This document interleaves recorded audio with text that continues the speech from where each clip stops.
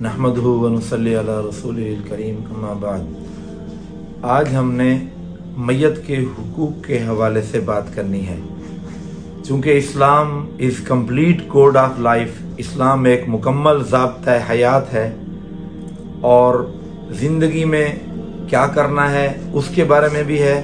और इंसान जब इस दुनिया से चला जाता है तो उसके इस जाने के बाद उस मैयत के कौन से हुकूक बाकी इंसान के ज़िम्मे रह जाते हैं। तो मैयत के शरीयत में 4 बड़े हुकूक हैं। सबसे पहला हक मैयत का ये है कि तजहीज़ व तकफीन की जाए, यानी जो भी आदमी फौत हो गया है सबसे पहला हक ये है कि उसके कफन दफन का इंतज़ाम किया जाए।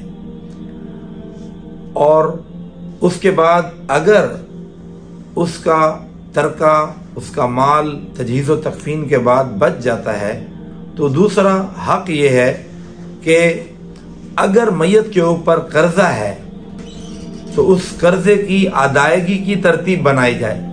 अल्लाह के नबी सल्लल्लाहु अलैहि वसल्लम ने फरमाया युग़फ़रु लिश्शहीद कुल्ल शैइन, शहीद की जितनी भी सय्यात हैं, जितने भी उसके गुनाह हैं वो सारे माफ कर दिए जाते हैं, इल्ला दैन, मगर कर्जा। तो कर्ज की अदायगी बहुत जरूरी है। हमारे यहाँ अमूमन होता यह है कि कर्ज की अदायगी की तरतीब की तरफ फिक्र नहीं होती। तो मैयत की तदफीन के बाद जो दूसरा सबसे बड़ा अमल है वो है कर्ज की अदायगी। हमने क्या करना है, उसका कर्ज अदा करना है। और इस वजह से जो आदमी भी इस दुनिया में जो मुसलमान रह रहा है उसकी ये रिस्पॉन्सिबिलिटी, उसकी जिम्मेदारी है कि वह अपने माली मामलात को रिटर्न फॉर्म में लाए, तारीरी शक्ल में लाए। इस पर अहादीस कसरत से मौजूद हैं। अल्लाह के महबूब पैगम्बर सल्लल्लाहु अलैहि वसल्लम ने फरमाया कि हर आदमी रात को सोने से पहले अपना वसीयतनामा तकिए के साथ रख कर सोए। उसने किसका कितना पैसा देना है, किससे लेना है, उसके जो माली मामलात हैं वो क्लियर होने चाहिए, क्योंकि किसी भी वक्त इंसान को मौत आ सकती है। तो दूसरा हक क्या है मैयत का? पहला हक है कि जो भी आदमी फौत हुआ उस मैयत का पहला हक क्या है? तजहीज़ व तकफीन, यानी कफन दफन का इंतजाम करना। और दूसरा उसका हक क्या है? दूसरा हक यह है कि अगर उस पर कर्ज है उस कर्ज की अदाई की तरतीब बनाई जाए। इसी तरह कर्ज के साथ ही अगर बीमारी की वजह से उसके जिम्मे कुछ नमाजें हैं जिसकी वो वसीयत कर गया है कि उनका फिदिया अदा कर दिया जाए, तो उनका फिदिया अदा करना वाजिब हो जाएगा। अगर उसने बीमारी की वजह से रोजे नहीं रखे, रोजे उस पर लाजिम थे, तो उन रोजों का भी फिदिया अदा किया जाएगा। और नमाजों का फिदिया कैसे है? नमाजों का फिदिया 6 नमाजों का फिदिया दिया जाएगा, फजर, जोर, असर, मगरिब, इशा और फित्र का। और इस सिलसिले में जो फिदिये की रकम है वो वही है जो सदक़तुल फित्र की रकम है। दूसरा हक हो गया। और तीसरा हक, अगर मैयत ने वसीयत की है, मैयत ने क्या की है? वसीयत की है कि मेरे मरने के बाद मेरी जायदाद में से फलां नेकी का काम कर लेना, फलां सदका कर लेना। तो अगर मैयत ने, जो आदमी फौत हुआ है, अपने मरने से पहले कोई वसीयत की है तो उस वसीयत को नाफिज किया जाएगा, वसीयत को नाफिज किया जाएगा।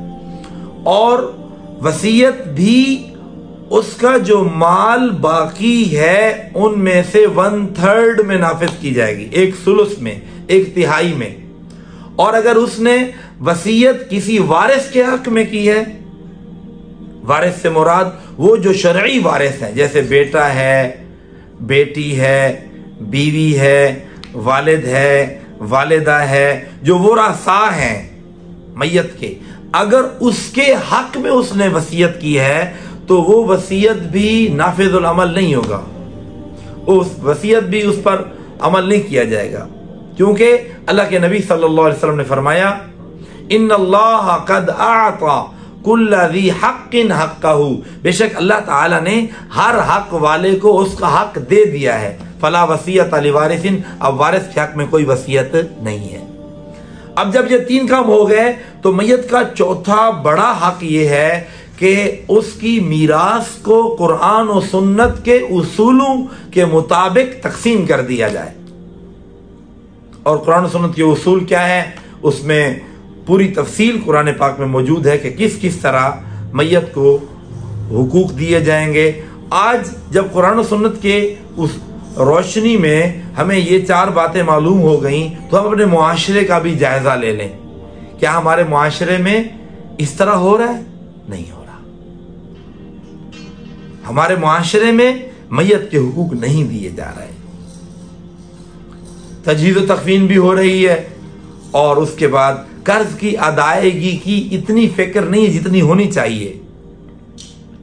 तो हम आज से नियत करें कि कर्ज की अदायगी करें, और उसके बाद अगर वसीयत की है तो उस वसीयत को पूरा किया जाए। और जो चौथा अमल है कि मीरास को तकसीम करना, इस हवाले से बहुत सुस्ती पाई जाती है, और जब मीरास तकसीम नहीं होती फिर उसके बाद झगड़े बढ़ जाते हैं, मामलात बढ़ जाते हैं, मामलात कचहरियों तक, अदालतों तक पहुंच जाते हैं। शुरू में तो हर कोई उससे इग्नोर करता है, उसे पोस्टपोन करता रहता है, जी ठीक है जी देख लेंगे, अभी तो कब्र भी खुश्क नहीं हुई, आपको माल की पड़ गई। ऐसे नहीं होता कि मैयत जो भी फौत हुआ है उसके तरके में से, उसके जो माल छोड़ा है उसको तरका कहते हैं, उसके तरके में से खुद किसी तरह उसको इस्तेमाल करना ये सही नहीं है। बल्कि हमें चाहिए कि हम मैयत के इन मामलात में इन हुकूक का ख्याल रखते हुए इन 4 हुकूक की अदायगी की फिक्र करें।